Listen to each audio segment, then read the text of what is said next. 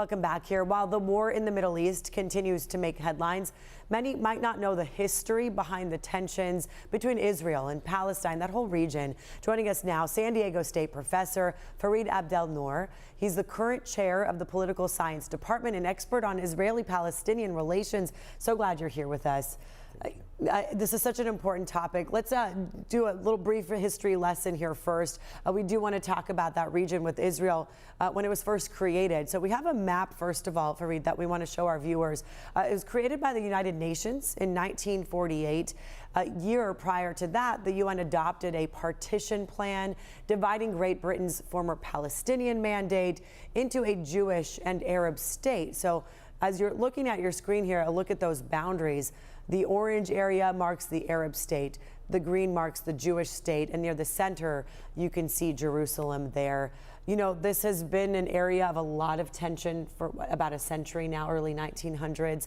Obviously, things have really exploded there. Let's talk about that. The tensions then, are they resurfacing? Clearly, we're seeing so much fighting now. Yeah, I wouldn't say that they're resurfacing. I would say that the events and the outcomes of those events were so significant, so devastating, they really have never been dealt with. They just keep being piled on one after the other. You showed a very important map of the UN Partition Plan, and really at that time, in late 1947, is when the two communities fell into a civil war. Okay. A civil war that ended up determining the future. You mean Israel and Palestine? Well, at the time, the Palestinian community was 2/3 of the population. Okay. The Jewish community, which was largely European Jewish immigrants, was about 1/3 of the population. And as you see in the Partition Plan, about 55% of the land was given to 1/3 of the population. About 45% of the land was given to 2/3 of the population.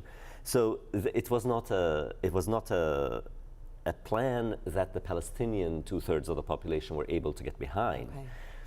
And as fighting started, the events from late 1947 through the end of 1948 and early 1949 ended up determining the future map of this region. And that's where the State of Israel became created. And the same set of events that led to the creation of the State of Israel were the same set of events that Palestinians call their catastrophe, or their Nakba, which is the destruction of Palestine. It is really the physical dismemberment of Palestinian society, and that's when so many Palestinians became refugees. So at that time, for every person who was from Gaza, 2 Palestinian refugees showed up in Gaza. I see. So Gaza, then and until today, 2/3 of its population are refugees who were expelled or fled from the areas that are north of Gaza or east of Gaza, or the towns and villages that were just surrounding Gaza.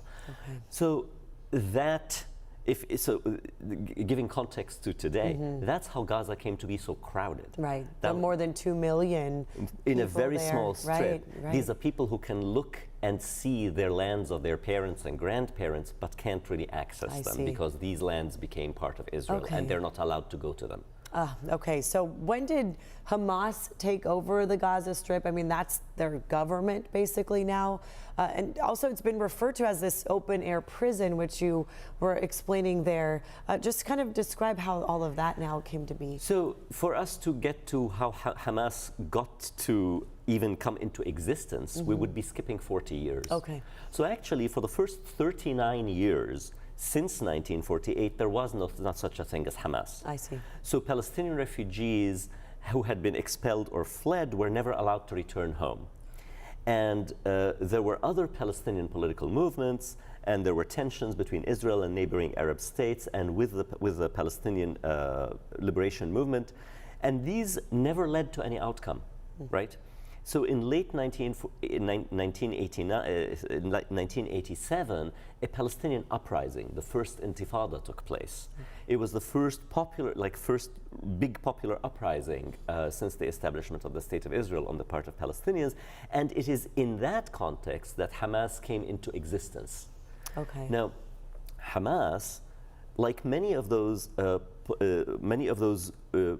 political and military movements, has gone back and forth between being a pretty violent movement and also participating in political processes. And in 2006, there were Palestinian legislative elections in which Hamas ran as a political party and won that election. When it won that election, it was never allowed to take control. The United States, Europe, and Israel rejected the outcome of those elections that everybody recognizes were actually fair. And then Hamas was isolated as a result. After a series of events between Hamas and the Palestinian Authority at the time, which was allied with Israel and the United States, Hamas ended up taking control of Gaza in 2007. Okay. And once Hamas took control of Gaza, Israel put Gaza under siege. So siege meant, and still means, that Israel controls the air, Israel controls the sea, and the border crossings.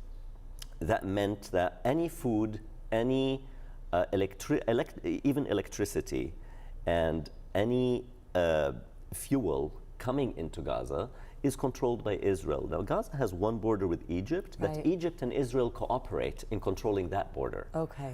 So it's isolated. The reason people call it an open-air prison is that for 16 years, Palestinians living in Gaza are not allowed to leave it, right?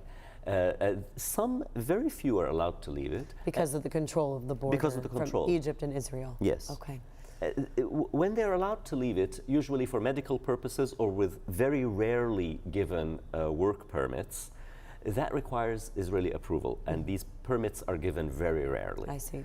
So that's why people feel trapped, Right. and like their food and fuel is calibrated, and at different times more food is allowed, and at different times less food is allowed. And right now that this war has been going on, there's so many people at those borders trying to get out or trying to get the necessities that they have.